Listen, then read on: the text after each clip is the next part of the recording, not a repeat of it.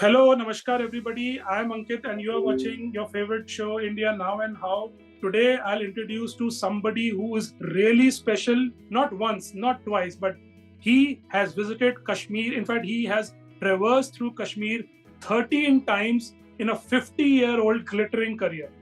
I'm talking about none other than the famous writer, a fantastic author, Sri Ramesh Bhattacharjee. Ramesh, sir, very warm welcome to you. Welcome to the show. Thank you. Hello. It's been more than 50 years since you have been, associated with Kashmir, which includes Ladakh. And you also speak about the area which is right now not there in terms of Indian administration. So, sir, what made you connect to Kashmir? What made you connect to travels? When did it all start? See, I've been trekking in the hills for a long time, from early 60s. Right. And in what is now Uttarakhand, Kumaon, Uttarkashi, Himachal, and Kashmir was a natural progression. And I started going there, traveling by road, then trekking, and that has continued for a long time now. What made you choose Kashmir as your tourist destination of the lifetime? Oh, Kashmir is, I think, for me, I've seen most of our Himalaya and lower Himalaya, and of all these areas, Kashmir stands out as being the most beautiful. It is there is no doubt about it at all. It has everything. It has gentle meadows. It has fierce rock sides, and it has small, accessible peaks. Which are which it's not very difficult to reach any spot in Kashmir now, and so that is why I selected Kashmir from say early 60s. But at the while I was trekking in Kashmir, I was also trekking in other areas. So I would return again and again to Kashmir. So you have written a very beautiful book. It's really, people are really picking up like anything. It's called as Travel in Paradise on Earth, which is Kashmir. It's a very beautiful book. If I take my example, I've been brought up, hearing about Gulmarg, Sonmarg, Srinagar, Pahalgam. And if you talk about some mishaps, then we get to know about Uri and Baramulla. But Yeah. beyond that, beyond the cities of Kashmir, people hardly know. Tell me, what made you go to right in the interiors of this of the place and fetch some vital data for all of us? Oh, that was right from the beginning. That was my instinct actually, to go and see one area that led to another area that led to another. So that is what took me to north, south, east, west of Kashmir. And I had trekked there 13 times, but I have also motored there many, many times through all these places. Because as and when the roads went deeper and deeper into remote areas, I would take advantage of that also. So when people start, there's always a map. There's always a map there. Could be one map, could be multiple maps. So when you started, it was as a time where these things were not that prominent. How did you make up for those kind of disadvantages and turn it into a vast advantage? Oh, there were no maps at that time. So all I depended on was first an introduction to Kashmir by Jawaharlal Nehru, which was Okay. all super all sweeping, but very, very well described. And then for the nitty gritty, I read books by Neve. You know, he was a Major Neve and another Dr. Neve, and Young Husband, and a couple of other writers, and who had given details. So I followed those. Though there were no maps, I could start follow their tracks, and that's how I went from one place to another. You see, I'll just explain to you. Supposing I went to Verinag, and from Verinag there is a ridge that goes up towards east of Banihal, and I just followed the brief account that was given by Dr. Neve in 1906. So that's how. And from there, I went to the next valley, the Sandrin Valley, and so on to Daksum, to Margan Pass, and to Margan Pass, and other Putwal Marg, and so on towards Palgam, and then the complete circle from north to the west, and then again to the south. Let's take it in a 3D format. Now let's travel through Kashmir. Let's take a veer through almost like a virtual experience. Now Yeah. let's say we enter Kashmir, roundabout, let's say the Pir Panjal area. The Yeah. Pir Panjal area. We enter through from that, and we enter the beautiful valleys of Kashmir. Let's say if we have to begin from there, what do you think is the first really catchment place that one should look at, which is really less explored and will be really really helpful? So let's say we move along now from south and move towards the north and northwest of Kashmir. You cross the Pir Panjal, you cross Banihal, and then you come down. Follow? And then from just below Banihal is a turn to Verinag. Okay. That's where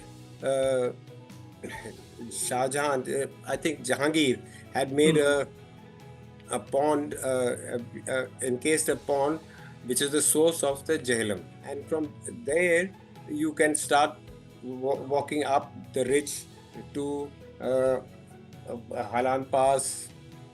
So the Verinag is one ridge that you can go up to this pass called Halan. It is to the east of Banihal. Okay. And then another trek is from a place called Nogam, which is also near Verinag to its east, and you go up the Sandran River. Okay. And then from there, Sandran River, it goes through beautiful meadows and interesting passes to Jammu, to Kishtwar. And then you carry on further to the east, and then there are series of there are many rivers, streams that are coming down to meet the Sandran, which meets the Jhelum. But if you get to some heights, you can see the Himalaya, and occasionally, if you are lucky to get a height, you can see Nanga Parbat, which is in Pakistan occupied Kashmir. That also you can see. Nanga Parbat you can see from many places on the western side also, and then the northern part too. One of the features you have put in as a cover on your beautiful, but that's a very beautiful lake. Yeah. Can you tell me what lake it is which you really have put? Kaunsar It's Kaunsar Nag. Okay. It is in the south of Kashmir. Okay, because it looks beautiful. I mean, absolute like blue, almost turquoise kind of waters. I mean, it is very plush. It is a beautiful lake. It is a very large lake also. One of the largest lakes in Kashmir, and it's called Kaunsar Nag. It is approached from Aharbal. It is in the south of Kashmir, in Kulgam district. Because a lot of times, a lot of areas are only meant for, let's say, trekkers or the young ones, the youngsters. Which what will be, let's say, our top 3 picks, which are like almost like unexplored yet, and families will be comfortable going in there? I'll start off from, say, if you go north of Srinagar to Bandipur. This is just for example. Sure. You go over the Razdian Pass, and you enter Kishanganga Valley. Okay. There, the headquarters of Kishanganga is a place. It's a subdivision in Bandipur district. Is a place called Dawar. It's bang on the left bank of the Kishanganga. Now, the Kishanganga is just a few kilometers short of the LOC, which is the border, line of control between POK and India. And they have now, the Kashmir government has for some time now built delightful guest houses there. Okay. And you see, when I had gone, you won't be able to even imagine the extent of misery and poverty there. It was, I'm sure. I mean, it is unspeakable. I don't even feel like I didn't even feel like taking pictures. So it was that bad. But now there are homestays all along the Kishanganga River, almost as near the border with Ladakh. At a place, there's a pass called Kaubal. So from there, this is one of the sources of the river Kishanganga. And till then, till almost the end, you will have places where you can stay in people's homes. But then again, because of security, I believe there have been restrictions in the recent past. But uh, actually, on paper and actually also, families can go all over, and there is a good motorable road the entire length of Kishanganga in India. So you have seen in the last 50 years, you feel in the last few years, many years, the infrastructure has gone up, which might fuel even more tourists coming to Kashmir. Let's say if there's a particular number I have to give, there'll be a lot more over that number every season visiting Kashmir now. Oh yes, definitely there will be. I think the people are already going there, and in fact, these areas that I'm mentioning, like this Kishanganga Valley, huh? Machil, which is right next to the border, in Kupwara district, Keran, which is where the Keran is right across a very heavily populated Keran of Pakistan occupied Kashmir. Right, right. So there are camps, there are homestays, and there are hotels that are coming up now. So it's easy for families to go there. I mean, family will have to, gear themselves for some hardships, but they can go. Hardship, I mean, on the road. Sometimes the road gets damaged because of heavy rain or snow. Otherwise, it's an exciting experience. You will never come across such exciting experiences in many places in India.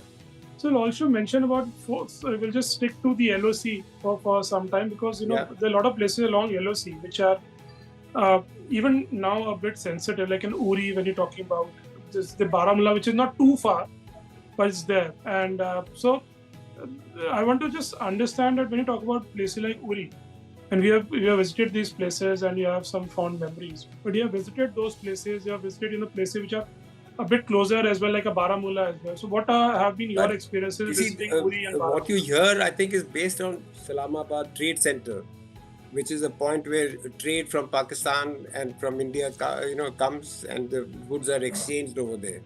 Huh? And there's a command post. There are so many. You see, it's so different from what public perception is that one will be surprised if one goes there and see the kind of amenities available there. Uh, there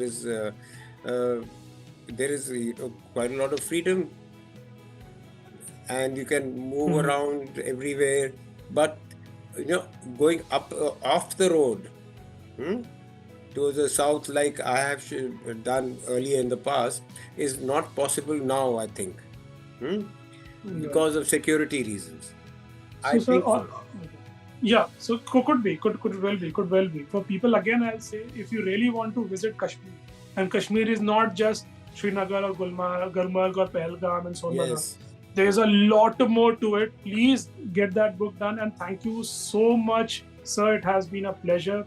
It really was an eye opener, and whosoever is listening to us, looking at us, really get to visit Kashmir and know a lot, I hope lot so. more about it.